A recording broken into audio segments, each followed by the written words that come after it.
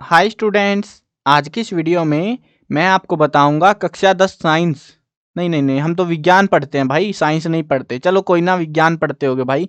Science इन हिंदी या विज्ञान, जिनके लिए भी है, मतलब जो हिंदी में जिनकी साइंस है, विज्ञान है जिनके पास में, उनके लिए ये एमसीक्यू की वीडियो होने वाली है। और वो भी सारे के सारे जितने भी एमसीक्यू इस वीडियो में कराए जाएंगे, सारे के सारे एमसीक्यू इंपॉर्टेंट है हरियाणा बोर्ड के लिए। ठीक है, ये वीडियो हरियाणा बोर्ड वालों के लिए बना रहा हूं मैं।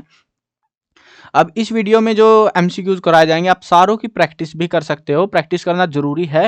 देखो, दो ऑप्शन है आपके पास में। या तो आप एक काम करो, ये वीडियो के जितने मैं क्वेश्चंस कर रहा हूँ, वीडियो पॉज करो, आंसर सोचो और देख लो फिर, है ना। मतलब आंसर मैं दिखा दूंगा और उसके बाद में आपकी प्रैक्टिस हो जाएगी। या फिर एक सिंपल तरीका बताता हूँ। एक वेबसाइट है cclchapter.com, हमारी वेबसाइट है खुद की। तो इस वेबसाइट के ऊपर जो है ना, ये वेबसाइट है, गूगल पे सर्च मारना, जाके गूगल पे लिख देना CCL चैप्टर, आ जाएगी अपने आप ही। अब जब वो वेबसाइट खोलोगे तो ऊपर तीन बिंदी सी मिलेंगी, उसमें क्लिक मारना और लिखा हुआ मिलेगा, एक सेक्शन मिलेगा इंपॉर्टेंट क्वेश्चंस का। वहां पे जाना, वहां पे क्लास 10 के सेक्शन में जाओगे, तुमको ये आर्टिकल मिल जाएगा, विज्ञान एमसीक्यू इंपॉर्टेंट क्वेश्चन। वहां पे क्लिक मारना, ये सेम चीज यहाँ वहां पे खुल जाएगी आपके मोबाइल फोन के अंदर, और उससे आप प्रैक्टिस कर पाओगे। अब प्रैक्टिस किस हिसाब से होगी वो भी समझा देता हूँ आपको। जो है पहले ये वीडियो देख के समझना है, कंसेप्ट वगैरह समझ लेने हैं अच्छे से, क्योंकि मैं कंसेप्ट समझाऊंगा। कुछ चीजों में कंसेप्ट लगते हैं और उनके बिहाफ पे जो एमसीक्यूज आते हैं वो रिपीट होते हैं और डाटा चेंज हो जाता है। तो वो कैसे आपको अटेम्प्ट करना है, टैकल करना है। और ये वीडियो देखने के बाद मैं श्योरिटी से कह सकता हूँ कि भाई आपके एमसीक्यूज में नंबर नहीं कटने वाले बिल्कुल भी। और सोचना भी नहीं है, माथा फोड़ी भी ज्यादा नहीं करनी पड़ेगी कुछ कंसेप्ट के अंदर।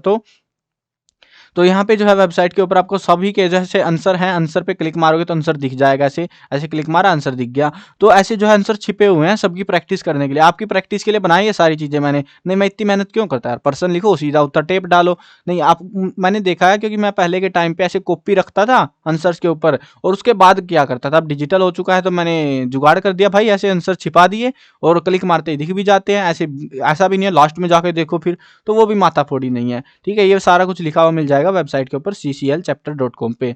और उसके अलावा जो स्टूडेंट्स को जो है, मतलब क्लास 10 में हैं, उनको बाकी सब्जेक्ट की वीडियो भी तो देखनी रहेगी। सामाजिक की देखनी है भाई, उसके अलावा हिंदी की देखनी है, इंग्लिश की देखनी है। वो सारी वीडियो इंपॉर्टेंट क्वेश्चंस की बात कर रहा हूँ मैं, सिर्फ सिर्फ इंपॉर्टेंट क्वेश्चन की जितनी वीडियो मैं 2023 के लिए बनाऊंगा, सारी वीडियो एक प्लेलिस्ट में मैं डाल दूंगा। और वो प्लेलिस्ट का लिंक मैंने दे दिया है डिस्क्रिप्शन में। अब वहां से भी विजिट करके बाकी वीडियोस भी देख के समझ सकते हो। अगर वहां पे आपको डिस्क्रिप्शन का नहीं पता, बिल्कुल हर एक वीडियो का ऐसा ही सीन है, सेम सीन है। जो भी इंपॉर्टेंट क्वेश्चन की वीडियो बनाऊंगा उसके आखिर में जाना, और वो जो प्लेलिस्ट मैं बताता हूँ वो आखिर में मिल जाया करेगी आपको। ठीक है, बिल्कुल एंड में। तो मतलब एंड की 5-10 सेकंड में पहुंचोगे ना, तो अपने आप स्क्रीन पे शो हो जाएगी कि ये प्लेलिस्ट है, इसमें चले जाओ और वहां पे जाके देख लो। चलो, समझ गए सारा कंसेप्ट। अब यहाँ पे शुरू करते हैं इन पूरी विज्ञान को, चैप्टर वाइज है। पहले हम बात करेंगे रसायन विज्ञान की, जिसको हम केमिस्ट्री कहते हैं। देखो, कुछ केमिस्ट्री करके सर्च करते हैं, कुछ कुछ करके सर्च करते हैं। आप ये वीडियो क्या सर्च करके आए हो कमेंट में बताना, ताकि मुझे तो पता लगे कि आखिरकार तुम क्या लिख के ढूंढ रहे हो इस वीडियो को, और कैसे तुम इस वीडियो तक पहुंच पाए हो। ठीक है, अपने आप आ गई तो भाई जादू हो गया, तो मिरेकल है मेरे लिए भी। लेकिन अपने आप नहीं आया, तुम ढूंढ के आए हो, तो कैसे, क्या लिखा तुमने ढूंढने के लिए, कमेंट में बताना मुझे भी। ठीक है, चलो अब शुरू करते हैं चैप्टर को। चैप्टर 1 है हमारा रासायनिक अभिक्रिया एवं समीकरण। इसमें जो है ज्यादातर अभिक्रियाएं वगैरह ही आती है, रिएक्शन वगैरह। तो देखते हैं यहाँ पे कैसे क्वेश्चन है। लोह चूर्ण पर तनु हाइड्रोक्लोरिक अम्ल डालने के से क्या होता है। तो मतलब देखो क्या है, लोह चूर्ण होता है लोहा। ठीक है, लोहे के ऊपर हमने जो है HCl डाल दिया। HCl नाम का एक कंपाउंड होता है जिसको हम कह रहे हैं तनु हाइड्रोक्लोरिक अम्ल। तो ये इसको HCl कहते हैं। तो ये जो है हमने लोहे के ऊपर डाला, तो इससे क्या होता है। तो इससे क्या होगा, हाइड्रोजन गैस और आयरन क्लोराइड बनता है। क्लोरीन गैस और आयरन हाइड्रोक्साइड बनता है। कोई अभिक्रिया नहीं होती, आयरन लवण और जल बनता है। तो क्या बनता है उससे, उससे हाइड्रोजन गैस बनती है और साथ में आयरन क्लोराइड भी बनता है। चलो आगे बढ़ते हैं नेक्स्ट क्वेश्चन पे। 2PbNO3 2, और ये जो एस लिखा हुआ है इसका मतलब है सॉलिड। ठीक है ना, ऐसे होता है ना, मतलब रिएक्शंस के अंदर आप कुछ इंग्लिश में होते हैं, कुछ हिंदी में, तो दिक्कत है। देखो, एस का मतलब है सॉलिड, एल लिखा होगा लिक्विड और गैस, ऐसे लिखते हैं। तो जनरली सॉलिड और गैस का ट्रांसफॉर्मेशन में रिएक्शंस दिखाई जाती है, अभिक्रियाएं दिखाई जाती हैं। तो ये एस का मतलब सॉलिड, यहाँ पे भी सॉलिड, ये गैस, ऐसे डिनोट करने के लिए होता है बस ये। तो ये क्वेश्चन था 2PbNO3 2, और उसके बाद में उसको जो है गर्म किया जाता है, उष्मा दी जाती है उसको, तो बनता है 2PbO और 4NO2 प्लस O2। यह अभिक्रिया है। इस अभिक्रिया का नाम बता दो भाई, कौन सी अभिक्रिया हुई है इसके अंदर। मतलब ये एक चीज थी, एक चीज कई हिस्सों में टूट चुकी है, तो क्या हुआ इसके अंदर? विस्थापन, उष्मीय वियोजन, संयोजन, उष्माक्षेपी अक्षेपी। तो क्या हुआ इसके अंदर? उष्मीय वियोजन हुआ है। चलो नेक्स्ट क्वेश्चन देखते हैं। ये कंसेप्ट है जो आपके बुक में आपको अच्छे से समझाए गए हैं कि कैसे मतलब अलग अलग रिएक्शंस अलग अलग टाइप की, तो ये समझ लेना। इनके बेस पे रिएक्शन, एक आपको एग्जाम में एक रिएक्शन दी जाएगी, एक अभिक्रिया दी जाएगी, और उस अभिक्रिया से ही आपको जो है मतलब बताना रहेगा कि वो अभिक्रिया कैसी है। अब यहाँ पे जो है मेजर जो रिपीट हो रही है वो एग्जाम्पल्स आपको यहाँ पे देखने को मिल जाएंगे सारे के सारे। Fe2O3 प्लस 2Al, एक तीर लगा हुआ एक अभिक्रिया हुई Al2O3 प्लस 2Fe। ऊपर दी गई अभिक्रिया में किसका अपचयन हुआ है, यानी कि कौन जो है यहाँ पे कमजोर हुआ है, किसका नुकसान ज्यादा हो गया? Fe2O3 का, Al का, Al2O3, इनमें से कोई नहीं, तो किसका हुआ है? Fe2O3 का हुआ है, क्योंकि Fe का तो सारा लूट गया भाई। देखो Fe तो कंगला हो गया, 2 Fe बचा, एल्यूमिनियम जो है सारा लेके भाग गया उसका, तो ये हुआ ना कंगाल। तो चलो आगे बढ़ते हैं अगले क्वेश्चन पे। बुझे हुए चूने का सूत्र क्या है? अब ये क्वेश्चन मैं बार बार नहीं बताऊंगा, ये चीज भी बता देता हूं। मोस्ट इंपोर्टेंट जिस क्वेश्चन के ऊपर लिखा हुआ मिलेगा ना, उसको आपको बस याद करना है, कुछ भी करके याद करना ही करना है, उसका कोई अल्टरनेटिव नहीं है। क्योंकि जो आपको ये नॉर्मल क्वेश्चन दिख रहे हैं ना, ये क्वेश्चन जनरली अभी तक एग्जाम में एक बार आए हैं या फिर 2 बार आए हैं, ठीक है। उनके ऊपर मैंने कोई मोस्ट इंपोर्टेंट नहीं लिखा। अब कुछ क्वेश्चन ऐसे हैं जो 5 बार आया है, कोई 8 बार आया है, कोई 12 बार आ चुका है, मतलब आए ही जा रहे हैं भाई, रुकने का नाम ही नहीं ले रहे। तो ऐसे क्वेश्चन के ऊपर मैंने लिखा है मोस्ट इंपोर्टेंट, ठीक है। ऐसे मत सोचना कि भाई यही इंपॉर्टेंट है बाकी नहीं है, बाकी भी इंपॉर्टेंट है, बाकी में से भी क्वेश्चन आ सकता है, बट ये वाला जरूर करना है याद आपको। अब कहीं सा ऐसा नहीं है हर एक चैप्टर में भर भर के मिलेंगे, 2-3 ऐसे मिलेंगे, तो सोच समझ के करना है इनको याद। चलो आगे बढ़ते हैं। सी, इसमें बुझे हुए चूने का सूत्र बताना है हमको, क्या है? CaO, CaOH all twice, CaCO3, CaSO4। तो क्या है? CaOH और 2 है नीचे पावर में, तो ऐसे है हमारा, ठीक है। इसका फार्मूला, श्वसन निम्न में से किस प्रकार की अभिक्रिया, जो श्वसन सांस लेते हैं ना हम लोग, तो वो कैसी अभिक्रिया है? उष्माक्षेपी, उष्माशोषी, अपचयन, अवक्षेपण। तो कौन सी है वो? उष्माक्षेपी अभिक्रिया है वो। तेल एवं वसा युक्त खाद्य पदार्थों को नाइट्रोजन से प्रभावित क्यों किया जाता है, यानी कि नाइट्रोजन लगाई जाती है उनके ऊपर, तो क्यों, कारण क्या है? जो तेल के पदार्थ होते हैं या जिनमें वसा होती है, तो उनके अपचयन रोकने के लिए, उनका उपचयन रोकने के लिए, उनको कीटों से बचाने के लिए, उनको चूहों से बचाने के लिए। देखो अगर कीड़े खाने हैं, कीड़े तो अपने आप ही खा जाएंगे भाई, तुम कुछ भी लगाते रहो, वो तो डिब्बा खा जाते हैं प्लास्टिक का, चूहे वगैरह। तो कीटों से बचाने के लिए, लेकिन नहीं, ऐसी चीजों से बचाने के लिए हम कुछ नहीं कर सकते, उनको हम कांच के डिब्बे में ऐसी चीज में रखेंगे जहां वो ना पहुंच पाए। लेकिन ये दो वो चीजें हैं जो कहीं भी पहुंच जाती है, तो इनसे रोकने के लिए, इनमें से एक चीज है जिसको रोकने के लिए हम नाइट्रोजन में डुबा देते हैं, तो वो क्या है हमारा? उनका उपचयन रोकने के लिए। चलो आगे बढ़ते हैं, अगले क्वेश्चन पे देखते हैं। 2AgBr, हमने उसको जो है सूरज की धूप में फेंक दिया उठा के, उसमें से निकला 2Ag निकले और Br2 निकले, गैस निकली। ऊपर दी गई अभिक्रिया का उपयोग होता है, ये जो अभिक्रिया है इससे क्या होता है? वेल्डिंग में इस्तेमाल करते हैं, श्याम श्वेत फोटोग्राफी में इस्तेमाल करते हैं, दीवारों को सफेदी करने में इस्तेमाल करते हैं, क्षरण को रोकने के लिए इस्तेमाल करते हैं। तो किस में इस्तेमाल करते हैं? श्याम श्वेत फोटोग्राफी में, यानी कि ब्लैक एंड व्हाइट फोटो जो होते हैं। अब ये पूरी अभिक्रिया जो है ना, बाबा आदम के जमाने की है, आज के टाइम हम कौन करता है भाई ऐसे फोटो खींचने के लिए, ऐसे नोटंकीबाजी रिएक्शन करता फिरेगा घूमेगा? सीधी बात है, कैमरा उठाया खिंच गया फोटो, बस हो गया हमारा काम। कौन ब्लैक एंड व्हाइट फोटो खींचेगा आपके जमाने में? लेकिन कोई ना, पता होना चाहिए तुमको। निम्न में से उष्माक्षेपी अभिक्रिया कौन सी है? कैल्शियम कार्बोनेट का उष्मा द्वारा वियोजन। अब देखो ये जो आपको पता होनी चाहिए डेफिनेशंस कि उष्माक्षेपी में क्या होता है। दूसरी अलग अलग प्रक्रियाएं अभिक्रियाएं हैं, वियोजन, द्विविस्थापन, विस्थापन, तो इनके अंदर ऐसा अलग से क्या होता है, कुछ खास होता है उनके अंदर, तो वो अभिक्रियाएं आपको समझ आनी चाहिए, उनका कंसेप्ट समझ आना चाहिए, फिर आपको समझ आ जाएगा कि इसमें क्या कैसे हो रहा है। कैल्शियम कार्बोनेट का उष्मा द्वारा वियोजन, सिल्वर क्लोराइड का सूर्य के प्रकाश से वियोजन, वनस्पति द्रव्य का कंपोस्ट में विघटन, लेड नाइट्रेट का उष्मा द्वारा अपघटन। तो वनस्पति द्रव्य का कंपोस्ट में विघटन, तो ये होता है, ठीक है, ये वो अभिक्रिया है। अगला लास्ट क्वेश्चन है इस चैप्टर से।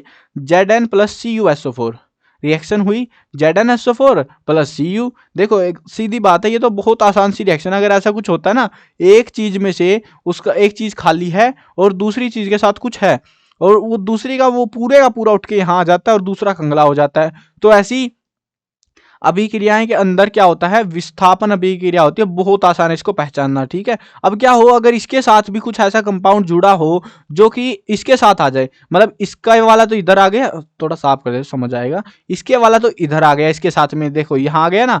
अब क्या हो कि अगर इसके साथ में भी यहाँ पे भी कुछ हो, तो इसके साथ में अगर होगा तो वो Cu के पास जाएगा, कॉपर के पास, तो यहाँ पे भी कुछ लिखा ऐड हो जाएगा। तो ऐसी वाली को कहते हैं हम द्विविस्थापन अभिक्रिया। लेकिन यहाँ पे तो एक ही हुआ है ना विस्थापित, तो इसलिए इसको कहते हैं हम विस्थापन अभिक्रिया। थोड़ा सा कंसेप्ट समझा दिया है ताकि ये आसान सी रिएक्शन है, देखने से ही पता लग जाती है रिएक्शंस, तो वो वाली है ये, इसीलिए मैं समझा दिया थोड़ा सा। चलो आगे बढ़ते हैं अगले चैप्टर पे, अम्ल, क्षारक एवं लवण। एक विलयन के पीएच का मान 9 है। यह विलयन क्या है? प्रबल अम्लीय है, प्रबल क्षारीय है, दुर्बल अम्लीय है, दुर्बल क्षारीय है। तो कैसा है ये दुर्बल क्षारीय है। एसिटिक एसिड एसिटिक अम्ल पाया जाता है, इनमें से किस में पाया जाता है? देखो एक मस्त सी चीज बताता हूँ तुमको, तुम्हें बुक के अंदर कोई टेबल या कुछ मिलेगा जहां पे तुमको मिलेगा एसिटिक एसिड, मतलब किस में पाया जाता है, सिट्रिक एसिड, टिट्रिक एसिड, मतलब एसिड कह रहा हूँ यार, हिंदी इंग्लिश में दिमाग खराब कर रखा है, अम्ल, ठीक है। एसिटिक अम्ल, सिट्रिक अम्ल, टिट्रिक अम्ल, फिट्रिक अम्ल, जो भी फलाने ढिमके जितने अम्ल है ना, उनके लिए कुछ इकट्ठा सा बना रखा होगा बुक में, तो वहां से पढ़ लेना कि किसमें कहाँ पे क्या मिलता है, क्योंकि इसके बेस पे क्वेश्चन आता ही आता है, सो ध्यान रखना इस चीज का। एसिटिक अम्ल कहाँ पाया जाता है? चींटी के डंक में, नेटल के डंक में, संतरे में, सिरका में। तो किस में मिलता है? सिरके में मिलता है ये। अब वैसे ही सिट्रिक अम्ल कहाँ पाया जाता है? टमाटर में, इमली में, नींबू में, खट्टे दूध में। ये सिट्री वाला मस्त चीज है। सिट्रिक जो अम्ल है ना, ये खट्टी चीजों में पाया जाता है, मतलब नींबू में हो गया, संतरे में हो गया, ऐसी चीजों में मिलता है। खट्टी खट्टी चीजें होती है जो नींबू, संतरा और क्या क्या होते हैं यार खट्टे खट्टे में, भाई मेरे को तो यही याद आ रहे हैं यार, तो उनमें ही मिलता है जो जो खट्टे होते हैं, नींबू के जैसे ही होते हैं, नींबू की जैसी भावनाएं रखते हैं ना वो सारे, वो नस्ल के। चलो आगे बढ़ते हैं अगले क्वेश्चन पे। प्रश्न है टार्टरिक अम्ल पाया जाता है, इनमें से किसमें पाया जाता है? सिरके में, नेटल के डंक में, टमाटर में, इमली में। तो किसमें? इमली में मिलता है हमको वो। अपच का उपचार करने के लिए निम्न में से किस औषधि का उपयोग होता है? एंटीबायोटिक, एनल, क्या नाम भाई तेरा ये, एनल्जेसिक, पीड़ाहारी, एंटासिड और एंटीसेप्टिक। तो इनमें से कौन से का इस्तेमाल करते हैं हम? एंटासिड का इस्तेमाल करते हैं, सी ऑप्शन। तो इसका जो है ना, देखो ये आसान सा है पहचानना भी, क्योंकि हमारा जो पेट होता है ना, पेट के अंदर एक मतलब क्या बोलते हैं, तेजाब भरा हुआ होता है, वो सुना होगा आपने देसी स्टाइल में। तो उसी को जो है वही वो यही होता है एंटासिड। और उसी को अगर हमारा खाना नहीं पच रहा, इसका मतलब ये कम बन रहा है हमारे शरीर के अंदर, और हम बाहर से डाल देते हैं उसको कि भाई काम तो पूरा हो जाए अपना, तो इसीलिए उसका इस्तेमाल किया जाता है, ठीक है। चलो अगला प्रश्न देखते हैं। NaHCO3 का प्रचलित नाम क्या है? मतलब एक तो होता है स्टैंडर्ड वाला नाम, विज्ञान वाला नाम, एक होता है देसी नाम। तो देसी नाम पूछ रहे हैं हमसे कि क्या है? जिप्सम, विरंजक चूर्ण, बेकिंग सोडा, धोने का सोडा। तो कौन सा है ये? बेकिंग सोडा, खाना बनाने में इस्तेमाल करते हैं NaHCO3 को। जल की स्थायी कठोरता को हटाने के लिए किस सोडियम यौगिक का उपयोग होता है? इनमें से बता दो भाई। NaHCO3, NaOH, Na2SO4, Na2CO3.10H2O। तो कौन से का करते हैं हम? Na2CO3.10H2O का करते हैं। अब इस चीज में एक थोड़ा सा ध्यान रखने की बात है, कई बार ये जो है ना, आपको कंफ्यूज करने के लिए ये H2O यहां से गायब कर देंगे, बस यही गायब करेंगे, बाकी क्वेश्चन सेम रहेगा। आप अटक जाओगे भाई, मतलब वो कहाँ गया, पानी वाला जुगाड़ सा रट्टा मार के गए थे हम तो ये ध्यान रखो Na2CO3 वाले में ही होगा ये। चलो आगे बढ़ते हैं अगले क्वेश्चन में। उस पदार्थ का नाम बताइए जो क्लोरीन से अभिक्रिया करके विरंजक चूर्ण बनाता है। जिप्सम, बुझा हुआ चूना, बुझा हुआ चूना, अच्छा बिना बुझा चूना, चूना पत्थर। तो कौन सा है इनमें से? इनमें से है बुझा हुआ चूना। चलो अगला चैप्टर देखते हैं, बहुत मस्त चैप्टर है भाई, धातु और अधातु, जिसमें से आज तक एग्जाम में एक भी एमसीक्यू नहीं आया है। अगर एमसीक्यू के लिए आप इस चैप्टर को याद कर रहे हो तो भाई इस चैप्टर के एमसीक्यू देखो। ये वीडियो देखने के बाद हरियाणा वाले जो स्टूडेंट हैं उनको एक बात समझ आ जाएगी सिंपल सी, कि भाई जो चैप्टर्स के यहाँ पे लिखा हुआ है ना कि कोई एमसीक्यू नहीं आया, इसका मतलब है उस चैप्टर के एमसीक्यू याद करने की जरूरत आपको बिल्कुल भी नहीं है। छोड़ दो बेशक से, कोई दिक्कत नहीं है। बाकी हाँ, लेकिन ऐसा नहीं है चैप्टर को छोड़ दो, चैप्टर को नहीं छोड़ना, उसमें से लॉन्ग क्वेश्चन आते हैं फिर, तो वो ध्यान रखना है। लॉन्ग क्वेश्चन उन्हीं चैप्टर्स में से ज्यादा पूछे जाते हैं जिनमें से एमसीक्यू नहीं आते। अब जिनमें एमसीक्यू आ रहे हैं उनमें से लॉन्ग क्वेश्चन नहीं पूछते वो, तो ये ऐसा लॉजिक होता है। तो इसमें से क्वेश्चन आएगा लेकिन दूसरे टाइप वाले। अगर उनकी वीडियो देखनी है तो प्लेलिस्ट में जाके देख लेना आप। चलो अगला चैप्टर देखते हैं, कार्बन और उसके यौगिक। अब ये चैप्टर भी वेल्ला सा है, इसमें से कुछ खास आया नहीं है आज तक। और ये जो पूरी जो वीडियो बना रहा हूँ ना मैं, इसमें मैंने लगभग 20 प्लस जो पेपर है उनको एनालाइज करा है पिछले सालों के, और उसके बाद ये वीडियो बना रहा हूँ कि भाई ये क्वेश्चन आता है, ये नहीं आता, ये ऐसा क्वेश्चन है, वो ये सारी चीजें। और जिसको पेपर चाहिए भाई वो वेबसाइट पे जो मैंने बताई थी ना शुरू में, उस वेबसाइट पे सारे पेपर वगैरह, सैंपल पेपर सब कुछ मिल जाएगा आपको। तो वहां से जाके डाउनलोड करके खुद भी प्रैक्टिस कर सकते हो, खुद भी याद कर लो भाई, भले ही ढूंढना भी ना पड़े तुम्हें।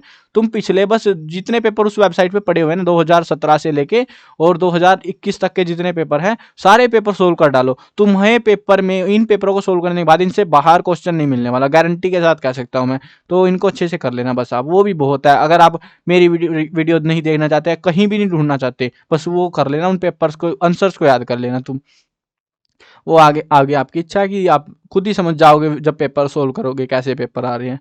मीथेन का, मीथेन का जो है आवरणिक सूत्र है तो वो क्या है, देखो मीथेन होना चाहिए था शायद, ये मीथेन होता है ना, चलो मीथेन या मीथेन पता नहीं भाई, हिंदी में गड़बड़ हो जाती है लिखने टाइम पे, हो सकता है ये सही भी लिखा हो, क्योंकि मैंने हिंदी में विज्ञान नहीं पढ़ी, मैंने मतलब क्वेश्चन जो है इंग्लिश में सोल्व करे और फिर हिंदी में ऐसे आ गया मैं। तो देखो मीथेन या मैथेन जो भी है तुम समझ गए होगे, मीथेन की बात कर रहे हैं यहाँ पे। तो उसका जो है आवरणिक सूत्र पूछ रहे हैं कि उसका जो फॉर्मूला है वो क्या है, किस नाम से हम उसको पुकारते हैं। तो देखो जिन्होंने पढ़ा होगा उनको तो याद आ जाएगा, CH4, हाँ यही कहते हैं भाई मीथेन को। और सबसे आसान है ये, अगर तुमको ये नहीं आता, ये जो रसायन विज्ञान है ये फिर नहीं समझ आने वाली तुमको जब ये भी नहीं आता तो।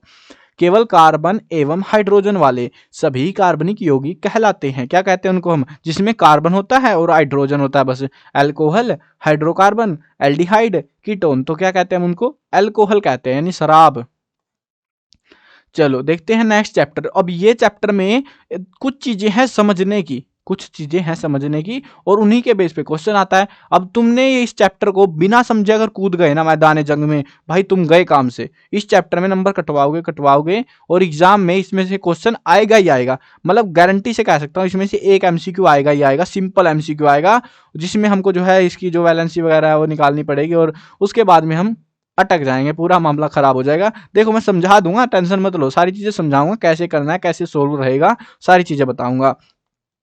अब यहाँ पे हमसे पहला क्वेश्चन पूछा गया है, एक परमाणु का इलेक्ट्रॉनिक विन्यास 287 है, निम्नलिखित में से किस तत्व के साथ इसकी रासायनिक समानता होगी। परमाणु संख्या कोष्ठकों में दी गई है। देखो जो परमाणु संख्या है, हमें सिर्फ आपको एक पीरियोडिक टेबल नाम की, पीरियोडिक टेबल ही कहते हैं ना, जो भी है पीरियोडिक सारणी या कुछ होगा, हिंदी में भी कहते होंगे उसको, तो वो जो है वो टेबल सी हो गया यार बहुत सारे एलिमेंट्स की। तो उसमें जो है वो याद होनी चाहिए आपको। वो कैसे याद करनी है, उसके अंदर टोटल जो है 18 ग्रुप हमें बनाए गए हैं, हम 18 है ना टोटल नंबर में, वो ऐसे वाले, ऐसे 1 2 3 4 करके। अब उसमें मैं बता देता हूँ कैसे कैसे याद करना है उसको आपको। पहले वाला ठीक है, दूसरे वाला, उसके बाद इधर बीच वाला भले ही छोड़ दो, तुम कोई माथा फोड़ी नहीं करनी। उसके बाद इधर आओ तुम सीधा 13वां नंबर, 14वां नंबर, 15वां नंबर, 16वां नंबर, 17वां और 18वां, ठीक है। अब इसमें भी 18, इसमें भी खास तौर पे देखो तो 17वें पे ध्यान देना आपको, 14वें और 13वें पे ध्यान देना है, ठीक है। ये 13वां 14वां ये दो वाले, 17वां 18वां, पहला दूसरा, ये बस 2 4 और 6 लाइनें तो आपको याद होनी चाहिए। और इसमें भी इतने सारे नहीं बोल रहा मैं भाई, सारी की सारी याद कर लो तुम, शुरू के 3 बस।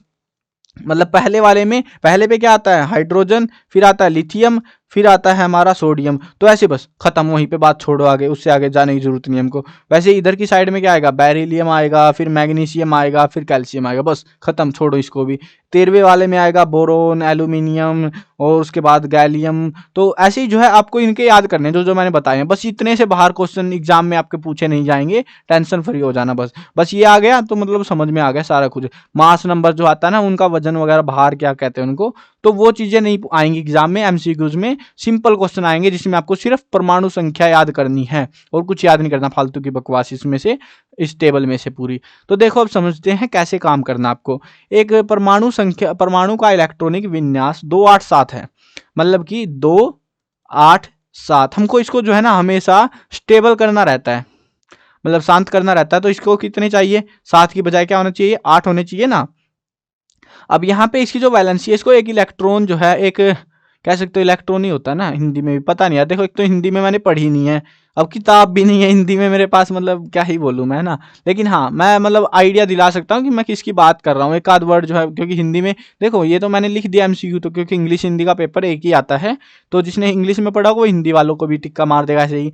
लेकिन थोड़ी सी दिक्कत रहती है, देखूंगा मैं भी बुक वगैरह अरेंज करूंगा अभी आपके लिए, क्वेश्चंस भी तो लिखने यार। तो देखो इसमें जो भी है 2 8 8 8 करने हैं, तो यहाँ पे एक आपको इलेक्ट्रॉन किधर से उधार मांग के लाना पड़ेगा, उसको कहते हैं -1।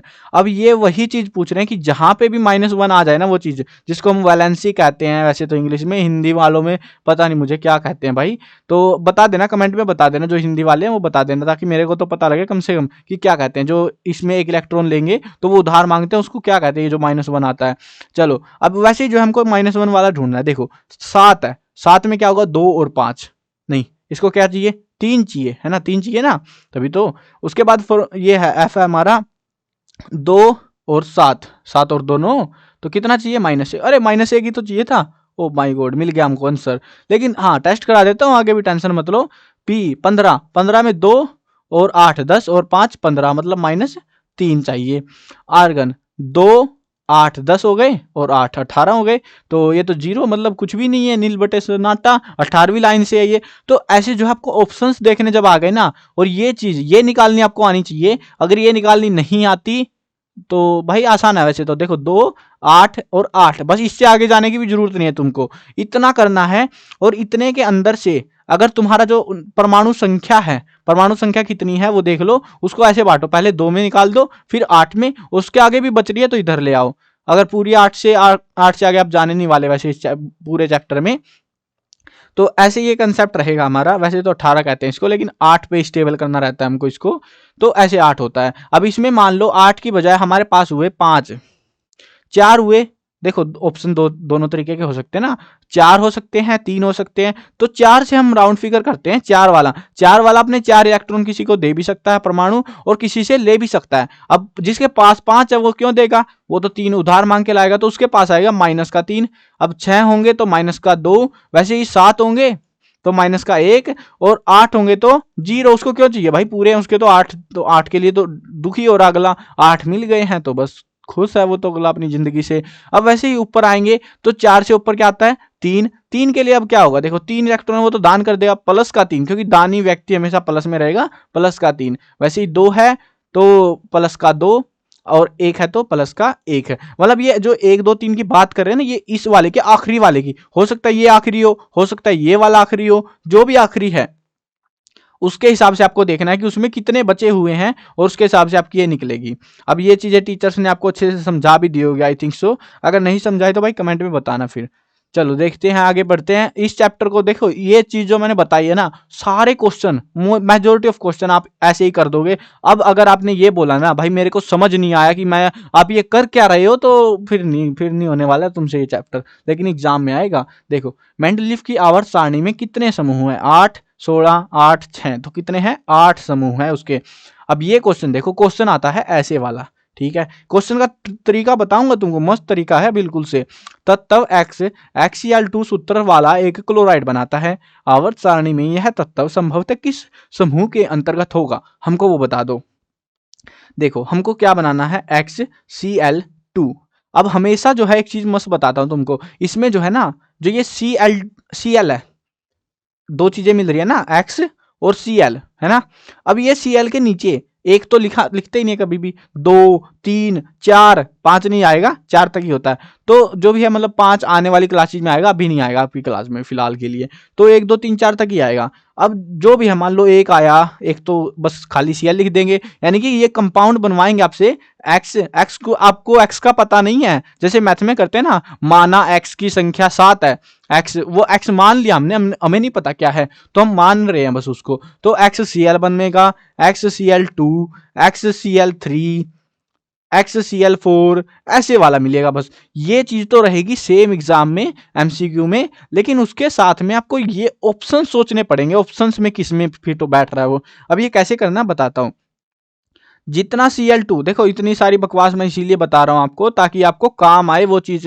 क्वेश्चन पेपर जब आए आपके हाथ में तो आपको सोचना ना पड़े भाई मुझे सोल्व कैसे करना है, ये सीधी तरीके बता रहा हूं। इसीलिए देखो Cl2 जितना यहाँ पे नंबर मिलेगा, यहाँ पे एक एक तो लिखते नहीं है, वैसे एक समझ लेना उसको, 2 3 4, तो जितने भी है उसको माइनस लिखो और माइनस का 2। अब ये माइनस का 2 जो है जिसके पास इधर से इस माइनस के 2 को आपको जीरो करना है। अगर यहाँ पे XCl3 हुआ इसका मतलब है माइनस के 3, ठीक है। XCl हुआ तो माइनस का 1, समझ गए अब तो। अब ये जो है ना, इतना मैटर करने के बाद, इतना सारा समाधान होने के बाद आपको ये देखते ही समझ आ गया कि भाई माइनस का 2 है, सीधी बात है। अब इस माइनस 2 को जीरो करने के लिए आपको क्या चाहिए, प्लस का 2। जिसके पास भी प्लस का 2 है ना ऑप्शन में, बस चिपका दो। और वो किससे निकलेगा, परमाणु संख्या से निकलेगा। देखो सोडियम है, सोडियम में क्या होता है, प्लस का 1 होता है। मैं जो बोल रहा था ना वो पहले नंबर का, दूसरे का, तीसरे का, वो याद होने चाहिए।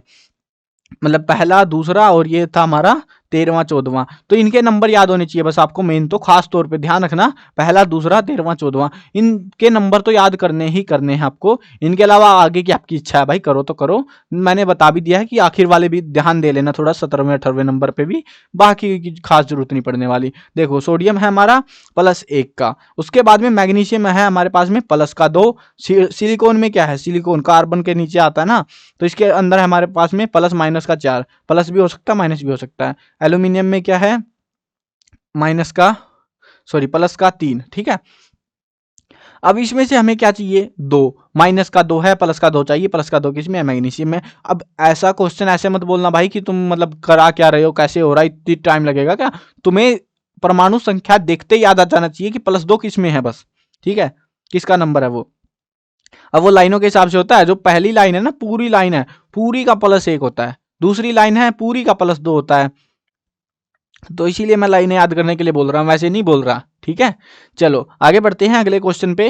तो अगला प्रश्न है हमारे पास में, एम कोष में इलेक्ट्रॉनों की अधिकतम संख्या है कितनी होती है। देखो कोष क्या होते हैं, एक एटम होता है, एक अणु होता है, उसके अंदर क्या होता है, जो सेल है 2 8 18 ऐसे करके करते हैं ना हम लोग।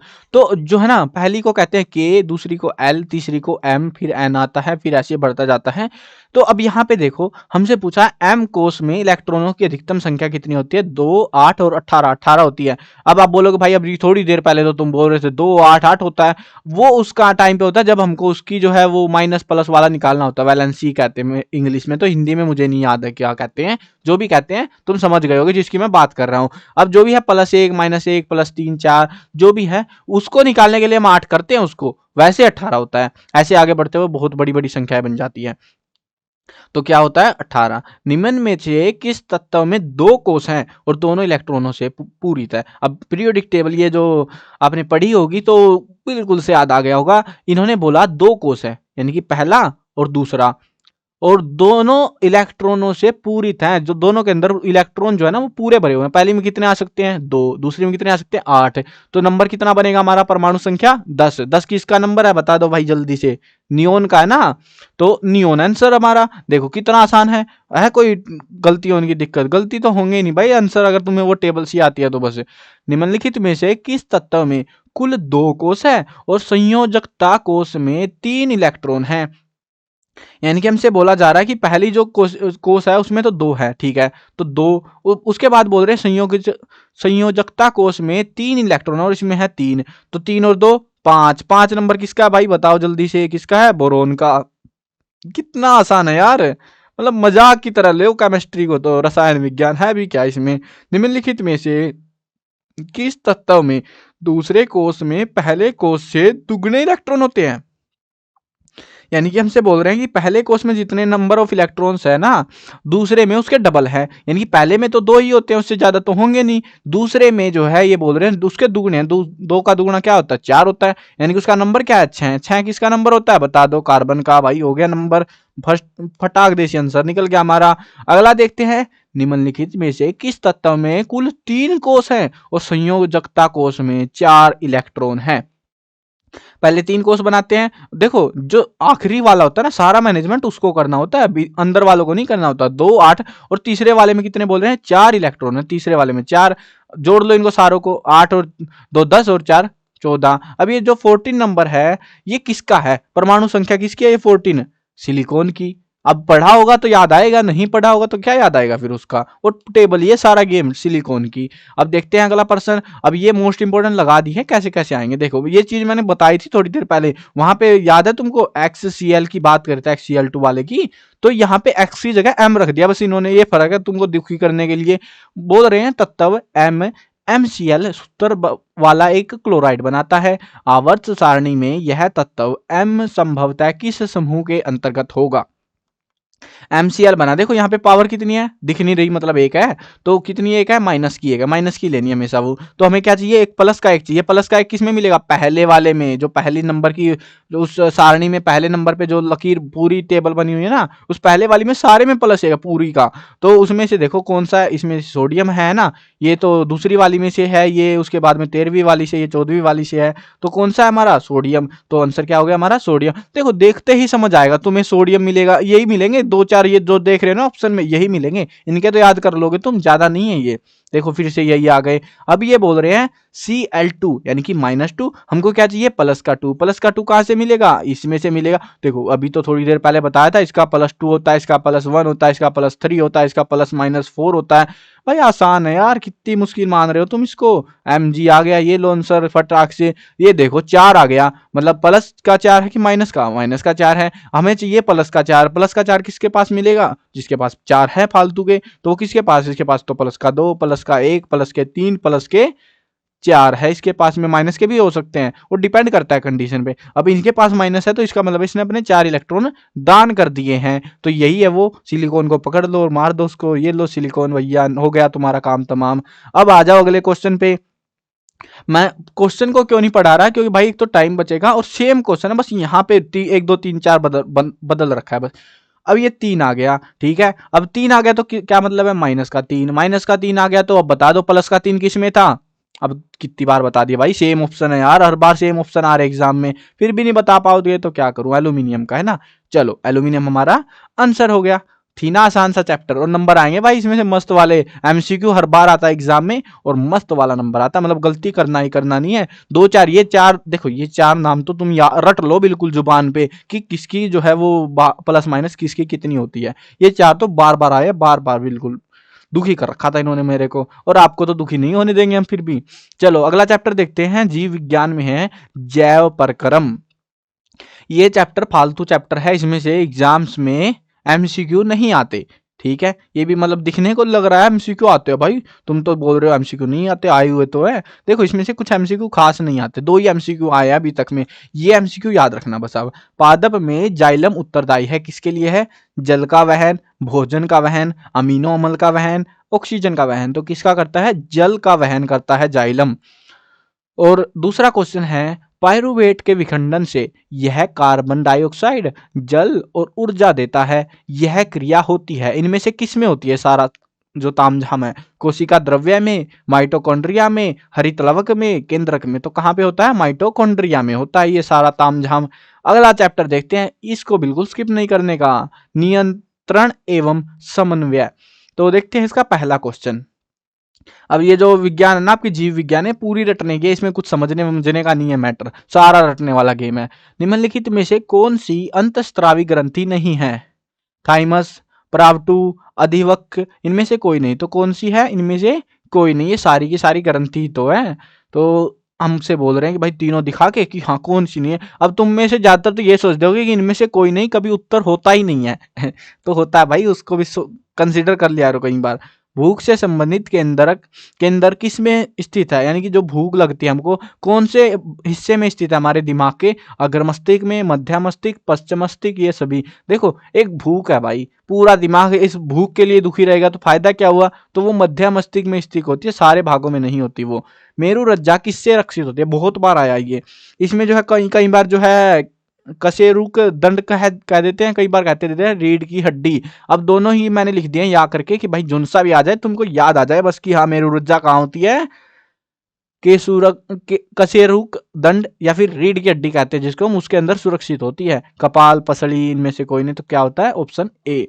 निम्नलिखित में से कौन सा हार्मोन वृद्धि का संदमन करता है, वृद्धि को कंट्रोल करता है, ऑक्सीजन, ऑक्सीजन ही है ना, हाँ ऑक्सीजन, साइटोकिनिन, जिबेरेलिन, इनमें से कोई नहीं। तो कौन सा इनमें से कोई नहीं, यानी कि देखो संदमन का मतलब होता है रोकता है बढ़ने से। हाँ, जो वृद्धि होती है ना पेड़ पौधों में, उसकी बात हम कर रहे हैं। तो उसमें जो है ना, जो वृद्धि होती है, ये तीनों जो है उत्तरदायी होते हैं, ये तीनों जो है वृद्धि करने में काम आते हैं। और ये बोल रहे हैं रोकता कौन सा इनमें से, भाई जब तीनों ही बढ़ाएंगे तो रोकेगा कौन, कोई भी नहीं रोकने वाला। तो इनमें से कोई नहीं, कोई और ही है वो तो। निम्नलिखित में से कौन सा हार्मोन पादपों की वृद्धि में सहायक होता है? ऊपर वाले सेम ऑप्शन इन्होंने दे दिए हमको अगली बार के पेपर में, और भाई इनमें दे दिया ऑप्शन में एक साथ में ये सभी। यानी कि अभी हमसे वो नहीं पूछ रहा रोक किसको रहे, अब ये पूछ रहे बढ़ाता कौन है, पहले पूछ रहे रोकता कौन है। जिन्होंने तीनों का पता होगा तो बता देगा, जिसने नहीं पढ़ा होगा तो उसको तो कोई जगह नहीं पता। तो उसके लिए है भी ये सभी वाले, ठीक है, कि पेड़ को तीनों के तीनों ये बढ़ाते हैं। इनके नाम थोड़े से नजर में डाल लेना अपनी। निम्नलिखित में से कौन सी ग्रंथि वृद्धि हार्मोन स्रावित करती है? अग्नाशय, अधिवक्र, पीयूष, परावटु। तो ये तो याद होगा यार, पहले यही इसी की बात होती है। हम खोपड़ी से शुरू करते हैं पूरी कहानी को, जो कि पीयूष ग्रंथि होती है, जो हमारी वृद्धि को जो है नियंत्रित करती है। चलो आगे देखते हैं, निम्नलिखित में से कौन सा पश्चिम मस्तिष्क का भाग नहीं है? यानी कि जो हमारा पश्चिम मस्तिष्क है, इसका हिस्सा नहीं है। इनमें से कौन सा? पोन्स, मेडुला, अनुमस्तिष्क, इनमें से कोई नहीं। तो यार देखो, एक तो बात ये है पश्चिम मस्तिष्क का जो है ये 3 ही भाग है और तीनों ही लिख दिए इन्होंने। तो भाई आंसर में सोच के दिया करो, इनमें से कोई नहीं आएगा।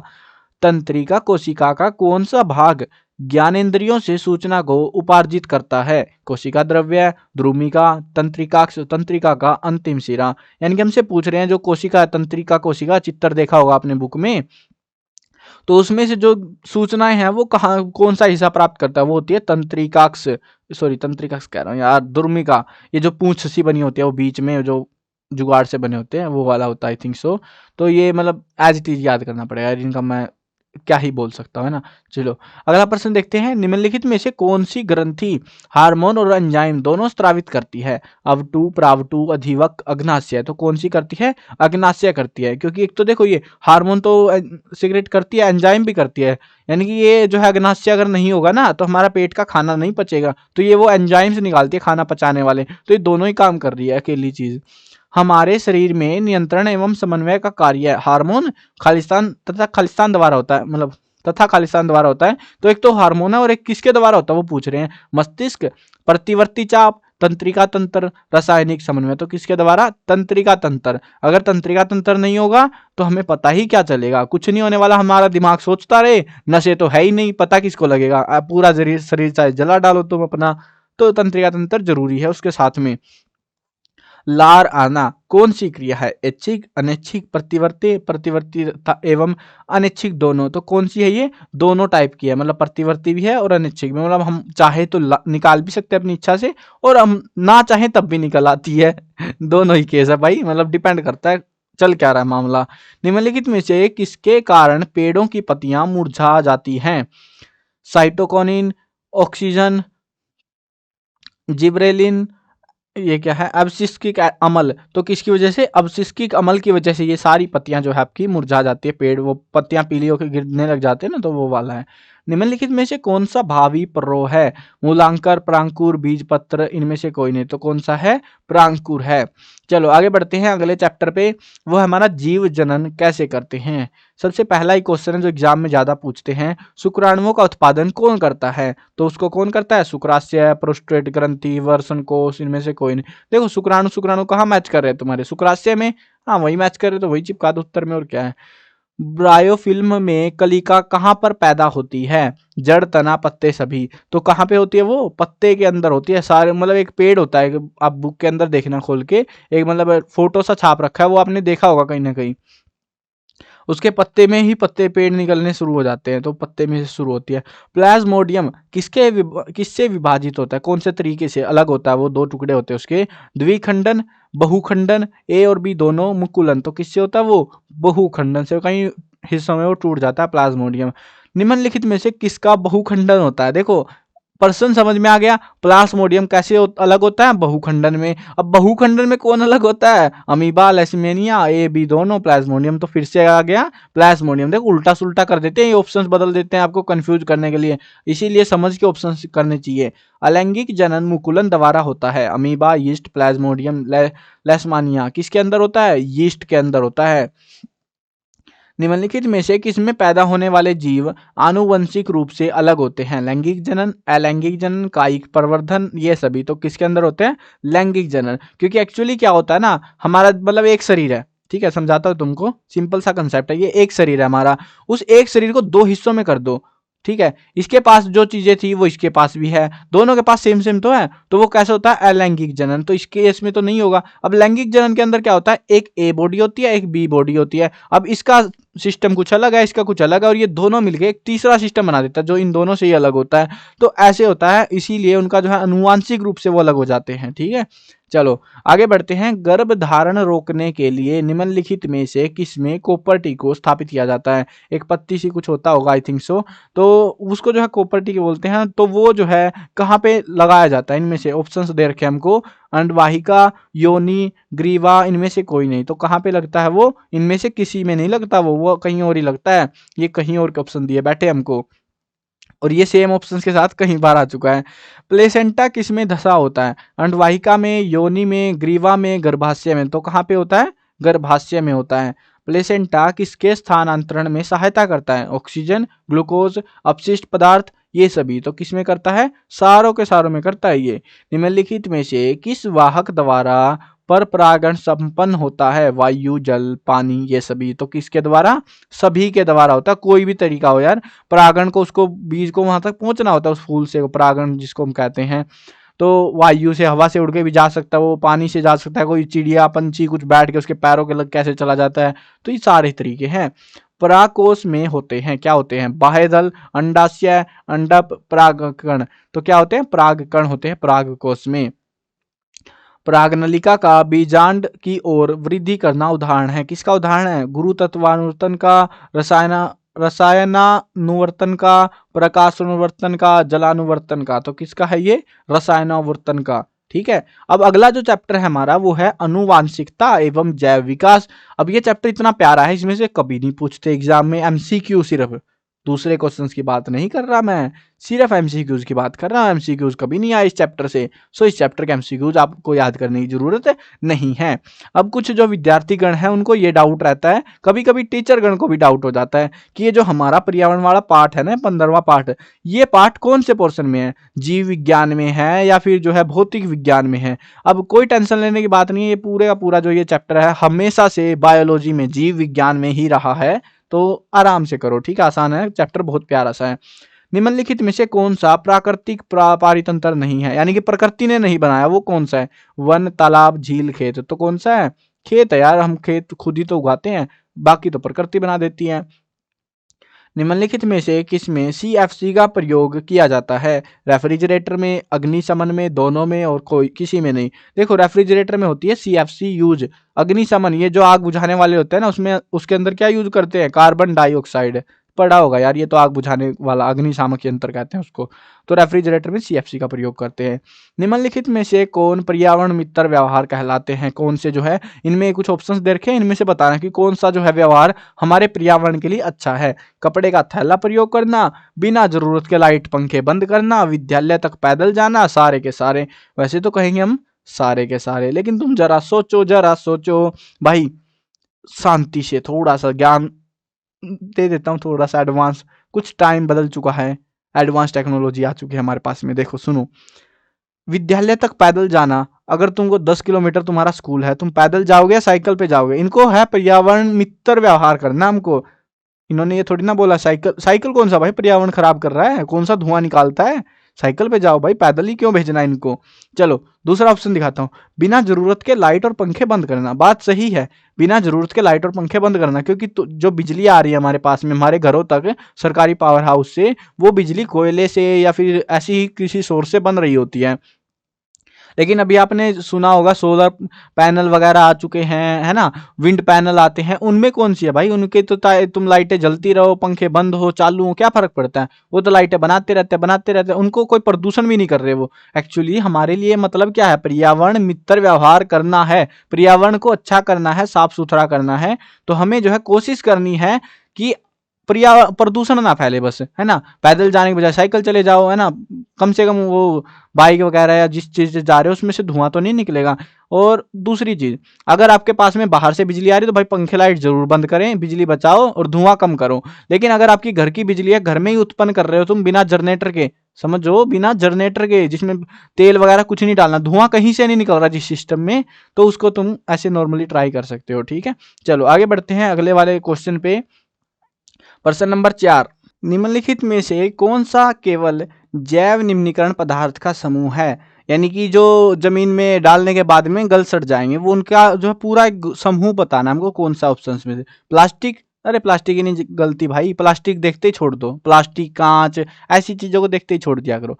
प्लास्टिक हटाओ इसको, प्लास्टिक हटा दो इसको। लकड़ी, घास, केले के छिलके, हाँ यही है बस ऑप्शन। चमड़ा, कांच, कांच आ गया, कांच फिर से नहीं गलेगा, तो हमारा ऑप्शन सी रहेगा।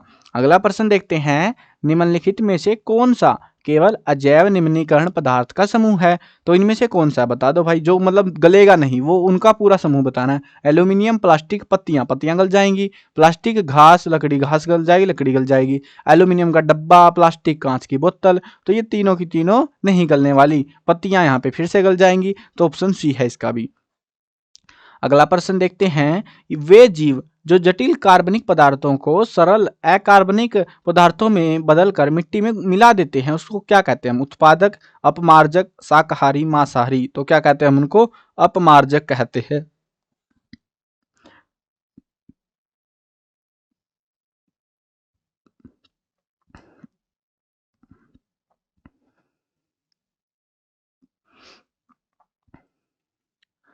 अगला प्रश्न देखते हैं, सूरज के प्रकाश एवं क्लोरोफिल की उपस्थिति में अकार्बनिक पदार्थों से कार्बनिक पदार्थों का निर्माण करने वाले जीवों को कहते हैं, क्या कहते हैं उनको? अपमार्जक, उत्पादक, शाकाहारी, मांसाहारी, तो क्या कहते हैं? उत्पादक कहते हैं। द्वितीय उपभोक्ता कौन से पोषी स्तर पर आते हैं? तो द्वितीय उपभोक्ता आते हैं तीसरे पे। देखो कंसेप्ट समझाता तुमको, ये वाला थोड़ा सा आसान है, समझने की चीजें हैं बस। ये देखो, पहले पे आता है एक पेड़ जो कि अपना खाना खुद बना रहा हो, पहले सतर पे होता है। उसके बाद जो जानवर, कुछ जानवर है, ये लो एक जानवर बना दिया हमने, और ये जो है इस पेड़ को खा जाता है, तो ये किस पे आ गया? ये पहला, ये दूसरा। अब एक शेर चित्ता कुछ आया और वो इसको जो है ऐसे खा गया इसको, ठीक है। अरे जानवर गलत शब्द बन गया भाई ये, चलो बन गया, एक पूंछ बन गई, पैर बन गए, चलो बन गया, ठीक है। अब इसने जो है, इस जानवर ने इसको खा लिया, इसने इसको खाया, ये पहले पे, इसने इसको खा लिया, तो अब ये दूसरे पे और ये तीसरे पे, ठीक है। यानी कि ये इसको खा रहा है और ये इसको खा रहा है, तो एट द एंड इसकी एनर्जी इसके पास आ रही है। तो ऐसे जो है सतर निर्धारित होते हैं। अब ये बोल रहे द्वितीय उपभोक्ता, ये द्वितीय उपभोक्ता था, ये पहला उपभोग तो इसने तो किसी को उपभोग करा ही नहीं, किसको खा गया? किसी को नहीं खाया। पहला उपभोग तो इसने करा, दूसरा इसने करा, और हो सकता है इसको भी कोई और आके चट कर जाए। तो जो है ना, मेजरली तो हम देखते हैं तृतीय उपभोक्ता तक, मतलब द्वितीय उपभोक्ता तक। तो ये पहला उपभोक्ता होता है हमारा, ये दूसरा। तो यहाँ पे कह रहे हैं द्वितीय उपभोक्ता कौन से स्तर का होता है? तीसरे वाले का, ठीक है। कंफ्यूज नहीं होना इन चीजों में, आसान सी है। शाकाहारी कौन से पोषी स्तर पर आते हैं? शाकाहारी यानी कि जो साग सब्जियां खाते हैं, यानी खा तो रहे हैं पेड़ पौधों को, तो कौन से पे हैं? दूसरे पे, है ना। निम्नलिखित में से कौन सा तीसरे पोषी स्तर पर आता है? तो कौन सा आता है? द्वितीय उपभोक्ता, दूसरे नंबर वाला ही तो आएगा, जो एक्चुअली उपभोक्ता तो दूसरे नंबर का, खा मतलब अलग ही चीज रहा वो। चलो आगे बढ़ते हैं, अगले चैप्टर पे आते हैं, सॉरी अगली बुक पे आते हैं। बुक तो एक ही है, टॉपिक्स अलग है आगे। भौतिक विज्ञान objective questions in Hindi, Hindi में है भाई ये भी। चलो आगे बढ़ते हैं, पाठ नंबर 10, प्रकाश, परावर्तन और अपवर्तन। भाई कितना खतरनाक पाठ है ये, एक भी क्वेश्चन नहीं आया आज तक एग्जाम में एमसीक्यू के नाम पे। चलो अगले चैप्टर पे आ जाते हैं। ये चैप्टर है ना, आंख बंद करके भी याद करनी पड़े, चाहे तुमको याद कर लेना, इतने एमसीक्यू आते हैं भाई इसमें, मतलब इतने दुखी कर रखा है। और क्वेश्चन भी नए नए नहीं आते, सेम सेम आते हैं। तुमको एक मस्त सा कंसेप्ट बताऊंगा, उस कंसेप्ट के बाद तुम्हारा नंबर कटने का कोई चांस नहीं होगा, तुम भूलोगे भी नहीं कैसे, मतलब क्या किसकी वजह से मैं भूल गया, ठीक है। भूलने की भी गलती भूल से नहीं कर पाओगे तुम, इतनी खतरनाक ट्रिक है मेरे पास में। बताता हूं, पहले क्वेश्चन तो कर ले। मानव नेत्र तथा रंग बिरंगा संसार। पहला प्रश्न है, अभिनेत्र लेंस रेटिना पर किस प्रकार का प्रतिबिंब बनाता है? वास्तविक और उल्टा, वास्तविक व उल्टा, अच्छा वास्तविक व सीधा, वास्तविक व उल्टा, आभासी व सीधा, आभासी व उल्टा। तो कैसा बनाता है वो? वास्तविक बनाता है, लेकिन उल्टा बनाता है वो, सीधा नहीं बनाता बस, अरे ये मिटा नहीं क्या। चलो अगला प्रश्न देखते हैं। स्वच्छ आकाश का रंग नीला होता है प्रकाश के खालिस्तान खालिस्तान जो भी मानना हो तुमको, तो परावर्तन से, अपवर्तन से, प्रकीर्ण से, विक्षेपण से। तो किससे होता है? प्रकीर्ण से होता है। अगला प्रश्न देखते हैं। आकाश का रंग नीला होता है प्रकाश के, मतलब सेम ही पर्सन है यार, देखो तो ऊपर वाला भी यही है, बस इसमें फर्क ये था स्वच्छ आकाश कर दिया, ये सीधा आकाश कर दिया। तो देखो इसमें भी सेम ही उत्तर रहेगा, ऊपर नीचे देखो ऑप्शन घुमा रहे हैं बस, ये परावर्तन के बाद प्रकीर्ण दे दिया है, प्रकीर्ण पहले उसमें कहीं और था तीसरे नंबर पे। ऊपर नीचे करने से फर्क नहीं पड़ना चाहिए, आपको समझ आना चाहिए कि किससे क्या हो रहा है। तो ये किससे होता है? प्रकीर्ण से होता है। अब एक मस्त सी चीज बताता हूँ तुमको, एक बार ये और कंसेप्ट कर देता हूँ फिर समझाऊंगा इस क्वेश्चन के बाद में। प्रकाश के किस प्रभाव के कारण तारे टिमटिमाते हैं? अपवर्तन, परावर्तन, विक्षेपण, प्रकीर्ण। तो किसकी वजह से? अपवर्तन के कारण। ठीक है। अब ये देखो तुम, एक मस्त चीज क्या थी जो कि मतलब ऐसे क्वेश्चन आप मतलब आंख बंद करके भी करोगे ना, आप मतलब फुल टू फुल मार्क्स लेके आओगे, कभी गलत नहीं होने वाला। दो चीजें होती है, एक होता है रंग, एक होता है रंग, एक होता है आकार। अब जब भी हम रंग की बात करेंगे तो ये आंसर रहेगा, जब हम आकार की बात करेंगे तो ये आंसर रहेगा। ठीक है, समझ गए? जब भी रंग की बात करेंगे, रंग का मतलब है मेरा किसी भी चीज का रंग, लाल दिख रहा है, नीला दिख रहा है, पीला दिख रहा है, जैसा भी दिख रहा है भाई, दिख रहा है ना, एक रंग दिख रहा है, सारे रंग नहीं। मतलब एक होता है इंद्रधनुष बनना, इंद्रधनुष नहीं बनाना। अगर हमको एक ही रंग दिख रहा है किसी अलग प्रकार का, जैसे पृथ्वी नीली, पानी नीला, समंदर पीला, हरा भरा, खेत हरे, जो भी ऐसी चीजें, जंगल हरे दिखते हैं, पेड़ पौधे, जो भी कुछ अलग अलग चीजें अलग अलग रंग की दिखते हैं, स्पेशल रंग की। जब हम रंग की बात करते हैं तो उसके पीछे कारण होता है प्रकीर्ण। क्या होता है?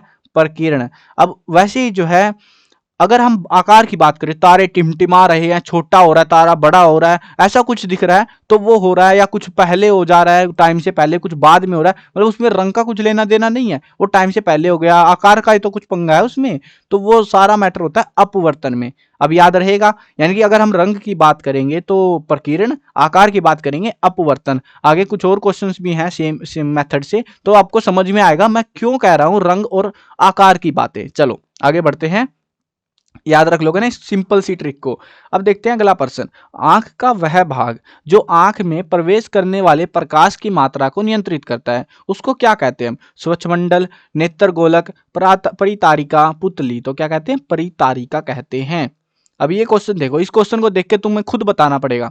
ठीक है, अभी कंसेप्ट बताया तुमको, खुद बताना उत्तर। सूर्योदय के समय सूर्य का रंग लाल किस कारण से दिखाई देता है? हम किसकी बात कर रहे हैं? सूरज है और वो लाल क्यों दिखता है? रंग की बात कर रहे हैं ना हम, तो इसका उत्तर क्या रहेगा? वही प्रकीर्ण वाला। ठीक है, आसान है ना। देखो अभी थोड़ी देर पहले भी दिखा के आया था, देखो यहाँ पे भी क्या था? प्रकीर्ण। अब हमें नहीं पता, मैंने सिर्फ रंग की बात करी थी, रंग है तो प्रकीर्ण है। और ये एग्जाम में आते हैं, देखो मोस्ट इंपोर्टेंट लिख रखा है, जिसपे मोस्ट इंपोर्टेंट लिखा वो एग्जाम में बहुत बार आ चुके हैं। नेत्र का वह भाग जो पुतली के आकार को नियंत्रित करता है उसको कहते हैं नेत्र गोलक, स्वच्छमंडल, परितारिका, रेटिना। तो क्या कहते हैं? परितारिका कहते हैं। अब ये देखो सूर्योदय था, अभी सूर्यास्त वाला क्वेश्चन आ गया। सूर्यास्त के समय सूर्य का रंग लाल किस कारण से दिखाई देता है? अब ये रंग की बात कर रहे हैं तो क्या आएगा? हाँ वही आएगा जो सोच रहे हो, प्रकीर्ण। वह पतली झिल्ली जिससे होकर प्रकाश नेत्र में प्रवेश करता है। अब ये आंख वाला जो है ना, पूरा कंसेप्ट आपको याद करना है। दो ही टाइप के क्वेश्चन आएंगे, या तो सूरज पहले लेट वाला, और एक आएगा आपका आंख वाला क्वेश्चन। आंख वाले मतलब दो चार अंक से है ना आंख में, जो कि नेत्र गोलक इसका काम होता है, इसका वो याद कर लेना है। उस पे बेस पे लॉन्ग क्वेश्चन भी आ सकता है और शॉर्ट क्वेश्चन भी आ सकता है एमसीक्यू टाइप में, तो ध्यान रखना है वो आएगा ही आएगा वो क्वेश्चन। वो टॉपिक स्किप करने का नहीं है आंख वाला। आंख वाला टॉपिक अच्छे से कर लेना, आंख की संरचना, आंख का चित्र, आंख में कौन कौन से अंग होते हैं, किसका क्या काम होता है, बस ये चीज आपको अच्छे से याद करनी है। एग्जाम में आएंगी 5-6 नंबर की आराम से आएंगी वो, बढ़िया से। तो समझ के याद करना, सोच समझ के। ठीक है, वह पतली झिल्ली जिससे होकर प्रकाश नेत्र में प्रवेश करता है उसको कहते हैं नेत्र गोलक, स्वच्छमंडल, परितारिका, पुतली। तो क्या कहते हैं? स्वच्छमंडल कहते हैं उसको। वैसे इंग्लिश में कॉर्निया कहते हैं। मेरे को थोड़ा अजीब लगा यार, हिंदी की किताब जब खोल के देखी ना मैंने, मतलब मेरे को शक हो रहा था तो इसीलिए मैंने सर्च मारा, फिर किताब भी की एक पे ये चैप्टर डाउनलोड करा पार्टिकुलर, और समझ में आया यार स्वच्छ मंडल कैसे हो सकता है। कोर्निया इंग्लिश में कोर्निया, हिंदी में भी कोर्निया होना चाहिए था ना, बाकी सारी चीजें सेम थी, बस स्वच्छ मंडल बना दिया भाई, पता नहीं क्या सीन है। चलो जो भी है, स्वच्छ मंडल है भाई तुम्हारे लिए, ठीक है। दूरदृष्टि दोष में नहीं दिखाई देती है, तो क्या नहीं दिखती? दूरदृष्टि दोष में दूर की वस्तुएं, निकट की वस्तुएं, विभिन्न रंग की वस्तुएं, कोई भी नहीं। तो कौन सी? निकट वाली। जोन सा दोष है ना जिसका नाम आ रहा है, दूर का दोष है तो दूर की दिखती है, पास की नहीं दिखेंगी। निकट दृष्टि दोष है तो निकट की दिखेंगी, पास की नहीं दिखेंगी। मतलब दूर दृष्टि, दूर दृष्टि में क्या होता है? दूर देख सकते हैं, ठीक है। दूर दृष्टि मतलब दूर देख सकते हैं, निकट दृष्टि निकट देख सकते हैं। और वैसे ही जो है अब यहाँ पे दूर दृष्टि में कौन सा नहीं दिखाई देता? पास वाला नहीं दिखता, निकट वाले में दूर का नहीं दिखता, बस इतना सा फर्क होता, आसान है। बस जो ये कह रहे हैं ना इसको याद रखो बस, तुम ऐसे नहीं समझ में आएगा नहीं तो तुमको। चलो एक और क्वेश्चन आया खतरनाक वाला, इसका उत्तर तुम ही दोगे। सूर्योदय और सूर्यास्त के समय सूर्य और उसके आसपास के आकाश का रक्ताभ प्रतीत होने का मुख्य कारण कम तरंग दैर्ध्य के प्रकाश का खालिस्तान है। यानी कि नहीं समझ में आएगा मैटर क्या है। मतलब कि सूरज जो है ना, जब सूरज छिपता है, सूरज उगता है तो वो लाल लाल सा दिखाई देता है, उसके पीछे कारण क्या है? परावर्तन, अपवर्तन, प्रकीर्णन। ठीक है, क्या है? प्रकीर्णन। भाई रंग की बात हो रही है, अभी बताया था लाल दिख रहा है रंग है तो प्रकीर्णन होगा। वह व्यक्ति जो बिना रंगों की पहचान करने में, सॉरी बिना कह रहा हूं, विभिन्न रंगों की पहचान करने में असमर्थ हो, वह किस रोग से ग्रसित है? मोतियाबिंद, रंगा रंगांधता, ए और बी दोनों। देखो दोनों से तो थोड़ी ना होगा, वो उसको है रंगांधता, मतलब कि रंगों से अंधा है वो। एक और क्वेश्चन आ चुका है मस्सा, इसका उत्तर भी तुमको देना पड़ेगा लग रहा है मुझे, नहीं मुझे ही देना पड़ेगा इसका। तो सूर्योदय और सूर्यास्त के समय सूर्य के रक्ताभ प्रतीत होने का कारण प्रकाश की कौन सी किरणों का ज्यादा प्रकीर्ण होना है? यानी कि कौन सी किरणें जो है ज्यादा प्रकीर्ण हो जाती, फैल जाती हैं, जिसकी वजह से हमें दूसरी दिखती है। देखो लाल दिखता है, रक्ताभ होता है लाल रक्त के जैसा, है ना, तो लाल दिखता है तो लाल किरणें हमें दिख रही हैं, तो फैल थोड़ी ना रही है। तो आंसर क्या रहेगा? नीला रंग फैल जाता है जिसकी वजह से लाल लाल दिखता है, फिर वो दो रंग बाकी उठ जाते हैं सारे। किसी व्यक्ति के नेत्र के क्रिस्टलीय क्षेत्र का लेंस धुंधला होना नेत्र के किस रोग को दर्शाता है? मोतियाबिंद को दर्शाता है वो, ठीक है। उसको मोतियाबिंद नाम की बीमारी हो रखी है, ऑपरेशन करवा ला उसका। तारों के टिमटिमाने का मुख्य कारण है, अब टिमटिमा रहे हैं, आकार में छोटे बड़े हो रहे हैं, तो क्या हो रहा है उसका? हाँ वही अपवर्तन हो रहा है। निकट दृष्टि दोष में दूर में दिखाई नहीं देती, क्या नहीं दिखाई देती? निकट की वस्तु। देखो निकट दृष्टि दोष में जो नाम है वो दिखता है हमको, जो नाम है वही दिखता है। निकट दृष्टि में निकट की दृष्टि है हमारी, दूर की नहीं है, दूर की वस्तुएं दिखाई नहीं देती हैं।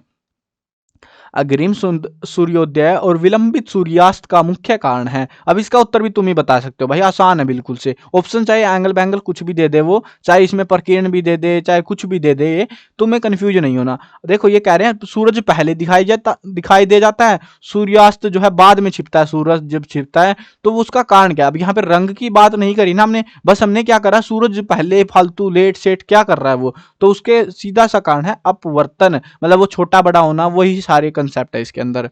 अग्रिम सूर्योदय और विलंबित सूर्यास्त का मुख्य कारण है प्रकाश का अपवर्तन। देखो दो तरीके से पूछ रहे हैं क्वेश्चन को, ये कैसे पूछा, ये कैसे पूछा, तो कैसे भी पूछ ले, एग्जाम को आपको अटेम्प्ट करना, टैकल करना आना चाहिए क्वेश्चन को। इसीलिए मैंने अलग अलग पर्सपेक्टिव डाल दिए एग्जाम में कि आपको कम से कम समझ में तो आए, ऐसे ऐसे भी पूछ रहे हैं वो। निम्नलिखित में से कौन सा पदार्थ लेंस बनाने के लिए उपयोग नहीं किया जा सकता? जल, कांच, प्लास्टिक, मिट्टी। देखो प्लास्टिक का कांच बनता है, लेंस बनता है ना, प्लास्टिक के चश्मे बनते हैं यार, कांच से भी बनते हैं, पानी से भी बनते हैं लेंस, मिट्टी से नहीं बनते, क्योंकि मिट्टी के आर पार प्रकाश जाएगा ही नहीं तो दिखाएगा क्या। अगला प्रश्न देखते हैं।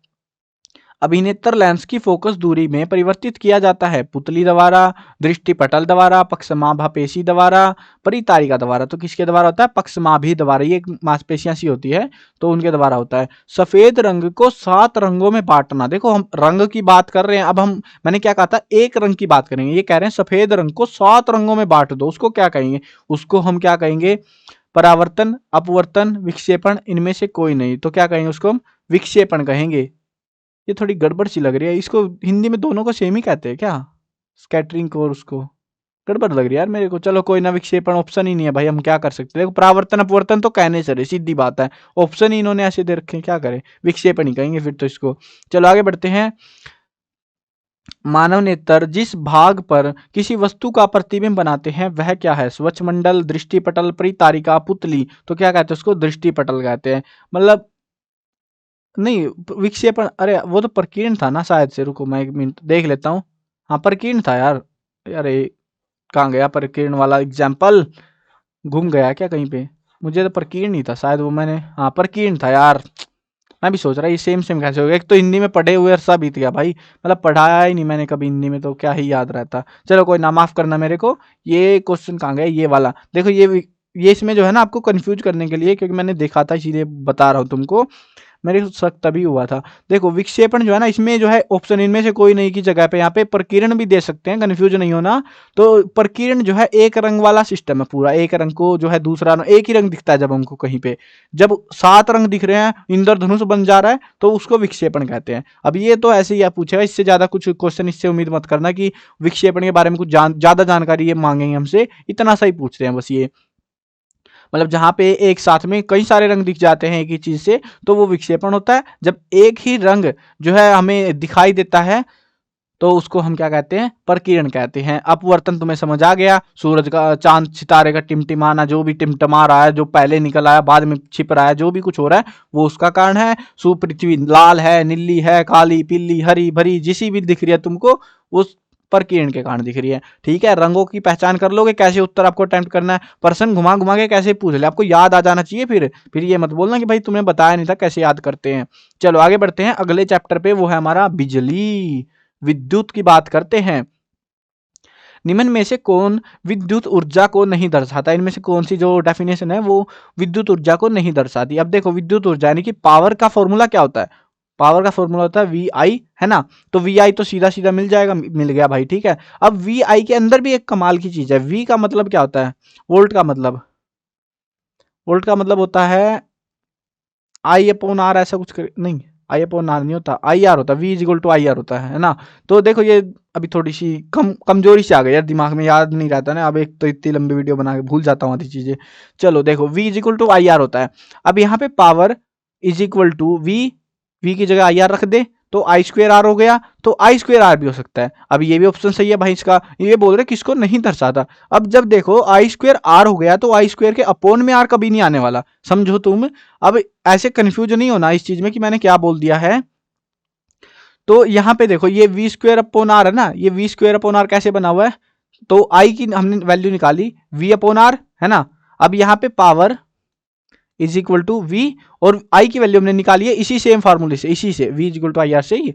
तो वी अपॉन आर थी, वी और वी क्या हो गया? वी का स्क्वायर अपॉन आर, तो ये वी स्क्वायर अपॉन आर ऐसे आया हुआ है। तो कौन सा ऑप्शन रहेगा? ऐसे ये वाला। ठीक है, बी ऑप्शन हमारा रहेगा। ये चीज थोड़ी सी कॉम्प्लेक्स है, समझने के लिए दो ही चीजें लगेंगी, दो फार्मूले याद रखो बस, power is equal to volt into current. ठीक है, उसके बाद में v is equal to I R, और इससे भी ज्यादा अगर कॉम्प्लेक्स पूछ ले कभी वो, तो क्या होता है? जो हमारा करंट होता है ना, I is equal to charge upon time होता है। चार्ज क्या को जो है चार्ज से डिनोट करते हैं, टी को टाइम से, तो चार्ज अपॉन टाइम। बस ये तीन चीजें हैं, इनसे ही मिलके सारा सांग भांग बनेगा। बस इनकी वैल्यू पुट करते रहो, अपने आप निकलता रहेगा, तो हमारा ऑप्शन हटते रहेंगे। चलो आगे बढ़ते हैं, अगले वाले पे देखते हैं। आई स्क्वायर अपॉन आर हो गया ना।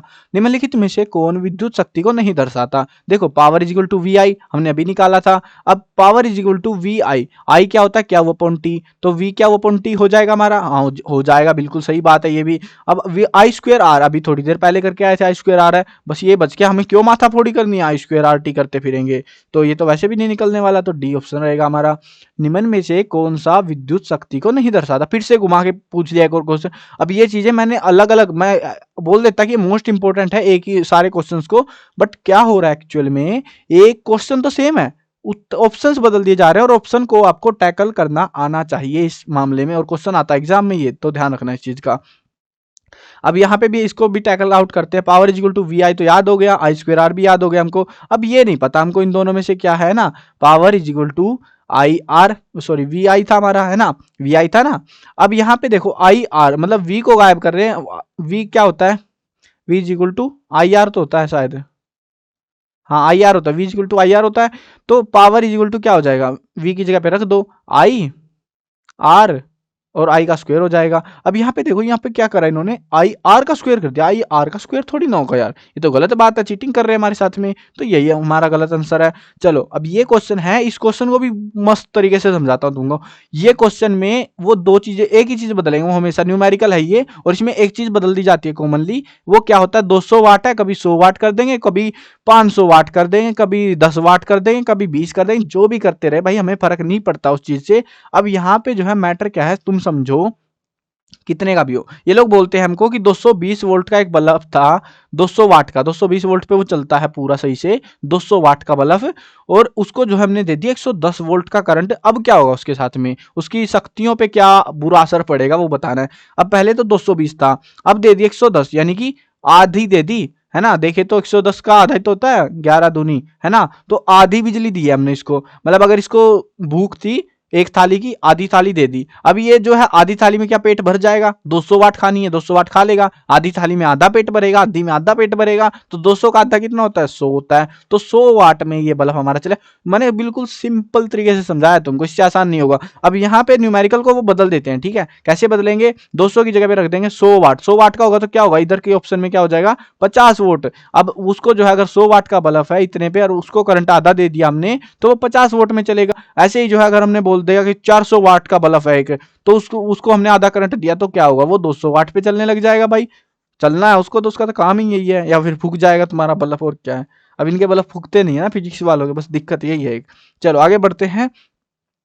एक तांबे के तार का अनुप्रस्थ काट क्षेत्रफल उतना ही रखते हुए उसकी लंबाई दुगनी कर दी जाए तो इसकी प्रतिरोधकता कितनी होगी। क्या होगा प्रतिरोधकता के साथ में। अब ये प्रतिरोधकता वाला कंसेप्ट बहुत मस्त है। देखो प्रतिरोधकता के अंदर क्या होता है, जब हम एक मतलब यहां से यहां तक था पहले, वो उसको जो जितना मोटा था उतना ही मोटा करते उसको डबल कर दिया, तो ये प्रतिरोधकता भी क्या हो जाएगी, डबल हो जाएगी। ठीक है। और अगर यहाँ पे एक मस्त चीज हो रहा है, अगर यहाँ पे इसको जो है इतना ही रखते हुए इसको मोटा कर देंगे ना, मोटा मोटा मोटा, तो प्रतिरोधकता को कोई फर्क नहीं पड़ेगा, उसको कोई लेना देना नहीं है उससे। और यहाँ पे अगर हम प्रतिरोध की बात करें, रेजिस्टेंस की बात करें, तो वो भी डबल हो जाता है, तार बढ़ने की वजह से दोगुनी हो जाएगी। ठीक है। आगे देखते हैं, यदि किसी एल्यूमिनियम के तार की लंबाई को यथावत रखते हुए उसके अनुपस्थ काट क्षेत्रफल को दुगना कर दिया जाए तो उस तार की प्रतिरोधकता, उस पर क्या फर्क पड़ेगा। यानी कि उसकी लंबाई को उतना ही रखते हुए, लंबाई इतनी थी पहले, अब भी इतनी है, पहले इतनी सी डोरी थी, अब वो डोरी जो है मोटी हो चुकी है, इतनी मोटी कर दी, तो उससे जो है उसकी प्रतिरोधकता पर क्या असर पड़ेगा, वो उतनी रहेगी, उसको कुछ फर्क नहीं पड़ता। लेकिन रेजिस्टेंस जो प्रतिरोध है उसको फर्क पड़ेगा। चलो आगे देखते हैं, अगला क्वेश्चन हमारा। अरे ये आगे क्वेश्चन कहाँ गए भाई, गायब हो गए क्या कुछ आंसर्स। अरे कोई एरर हो गई भाई, यहाँ पे एक कोड ने पूरा हिट गायब कर दिया। मैं इसको फिक्स कर दूंगा, कोई दिक्कत नहीं, वीडियो में बने रहो तुम, बस खत्म नहीं हुआ अभी। ठीक है। विद्युत ऊर्जा के व्यापारिक मात्रक 1 किलोवाट घंटा, 1 किलोवाट आवर का मान है, तो उसका मान हमको बताना है। 3.6 इंटू 10 की पावर 6 वाट सेकंड, 3.6 इंटू 10 की पावर 6 जूल, दोनों और इनमें से कोई नहीं, तो इसका उत्तर क्या रहेगा, दोनों। यानी कि देखो वाट सेकंड जो होता है ना, ये वाट सेकंड को ही हम जूल कहते हैं, तो ये दोनों उत्तर हमारे रहेंगे, मतलब सी वाला आंसर हमारा सही रहेगा। ठीक है।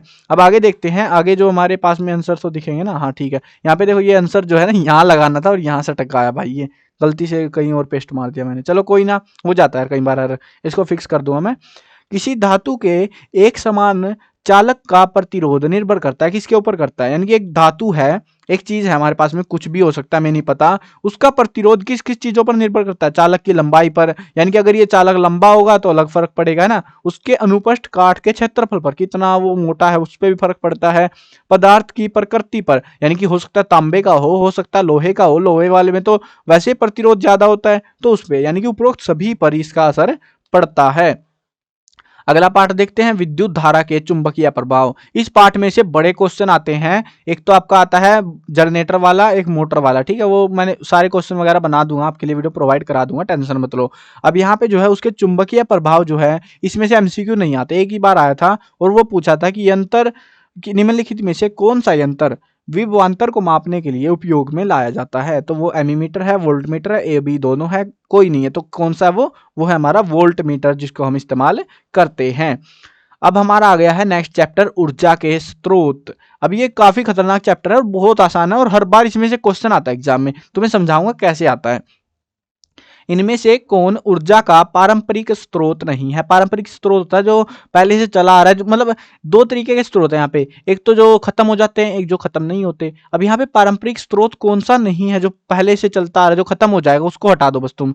जीवाश्म ईंधन, जल विद्युत, ताप विद्युत, ये सारी जो विद्युत जो बिजली बन रही है, ईंधन जो भी इस्तेमाल कर रहे हैं, कभी ना कभी खत्म हो जाएंगे हमारे पास में, है ना। लेकिन सौर ऊर्जा वो कभी खत्म नहीं होने वाली, तो यही वो है जो पारंपरिक स्रोत नहीं है। निम्न में से कौन ऊर्जा का परंपरागत स्रोत नहीं है? जैव ऊर्जा, सौर ऊर्जा, पवन ऊर्जा, कोई नहीं। तो कौन सा है? सौर ऊर्जा। ये इसका भी देखो फर्क, देखो तुम यहाँ पे पवन ऊर्जा आपको दिमाग घुमाने के लिए दिया है बस पवन ऊर्जा, क्योंकि एक्चुअली में देखो धरती है हमारा, ये जो गोला है, इस गोले के ऊपर कुछ भी होता रहे हमें फर्क नहीं पड़ता, लेकिन अगर सूरज चला गया ना, हम सब लोग चले जाएंगे, विज्ञान भी चली जाएगी और हमारा गोला भी चला जाएगा। तो भाई सौर ऊर्जा की इज्जत करो, और सौर ऊर्जा ही सबसे अच्छा परंपरागत स्रोत है। इसीलिए तो सब लोग जो है सोलर पैनल को प्रमोट किए जा रहे हैं, पवन ऊर्जा को नहीं कर रहे। पवन ऊर्जा बहुत महंगी पड़ती है भाई सौर ऊर्जा से। अगला प्रश्न देखते हैं, बायोगैस में सर्वाधिक मात्रा में होती है, बायोगैस में क्या होती है? मीथेन होती है, ठीक है, एक गैस होती है मीथेन, जिससे वो आग जलाते हैं फिर हम। कृत्रिम उपग्रहों और अंतरिक्ष अन्वेषक युक्तियों में निम्नलिखित में से कौन ऊर्जा का मुख्य स्रोत होता है? पवन ऊर्जा, नाभिकीय ऊर्जा, ज्वारीय ऊर्जा और सौर ऊर्जा। तो इनमें से कौन सी ऊर्जा वो होती है? तो देखो एक सैटेलाइट की हम बात कर रहे हैं, अब हमको बाहर भेजना पृथ्वी से उसको एक्चुअली, तो हम कौन सी ऊर्जा का इस्तेमाल करेंगे? देखो सौर ऊर्जा, ज्वारीय ऊर्जा। ये ज्वारीय ऊर्जा डोरियों वोरियों से पहुंचेगी, पहुंचने नहीं वाली, क्योंकि हम उड़ चुके हैं पृथ्वी से बाहर, तो डोरी थोड़ी ना लगा के घूमेंगे उसको। पवन ऊर्जा वो भी नहीं चलने वाली, हवा होती ही नहीं अंतरिक्ष में। नाभिकीय ऊर्जा हाँ ये चल सकती है, लेकिन इसकी दिक्कत ये है, मैं बताता हूँ तुमको फर्क क्या है। सोच में आंसर जो हमारा रहेगा सौर ऊर्जा, सूरज की ऊर्जा। आजकल क्या कर रहे हैं, सैटेलाइट के ऊपर बड़े बड़े ऐसे पैनल लगा दिए जाते हैं, सोलर पैनल, ऐसे लग गए सोलर पैनल, और ऐसे ही इधर की साइड में, और मतलब होता छोटा सा है सैटेलाइट, तो इन्नू सी है ये सारी सोलर पैनल टांग दी इसके चारों तरफ में ऐसे करके। और ये सोलर पैनल क्या करेंगी फिर हमारे पास में, ये लो बन गया, ठीक है। अब ये जो है इसमें लगी हुई है, ये सारी साइडों में सोलर पैनल, ये सैटेलाइट की दिखा रहा हूं मैं तुमको डिजाइन बना के, काम चलाऊ। तो ये सारी है सोलर पैनल, और ये ऐसे पहुंच रहा है। अब इसमें क्या होता है, सूरज की धूप तो चलती रहती है, अंतरिक्ष में कौन सी रात होती है, वो तो दिन ही रहता है टाइम, तो अपना चलता रहेगा, एंडलेस सोर्स ऑफ एनर्जी रहेगा जब तक सूरज की रोशनी इसको मिलती रहेगी। अब ये जो है जनरली उन मिशन के लिए इस्तेमाल किया जाता है जब जैसे हमें मंगल ग्रह पे जाना हो, बृहस्पति पे जाना हो, यहाँ कहीं मंडराना हो आसपास में, चांद के चक्कर मारने हो, इन चीजों में हम इसका इस्तेमाल करते हैं। नाभिकीय ऊर्जा का इस्तेमाल क्यों नहीं करते? क्योंकि ये ऊर्जा हमने भर दी ना एक बार, और उसके बाद लॉन्च कर दिया, तो ये लॉन्च होने के बाद में खत्म हो जाएगी। मतलब इतना महंगा खर्चा करा है एक तो इसको बनाने में, ऊपर से ये कुछ 10-20-50 साल चलेगी, और उसके बाद इसका ईंधन पानी तेल पानी सपट गया। अब सौर ऊर्जा तो चलती रहेगी, वो तो खत्म ही नहीं होगी, तो सूरज खत्म तो हम खत्म, हम क्या करेंगे फिर रिसर्च करके? तो एक्चुअली में इसीलिए ये हमारा ये आंसर है सौर ऊर्जा, ठीक है।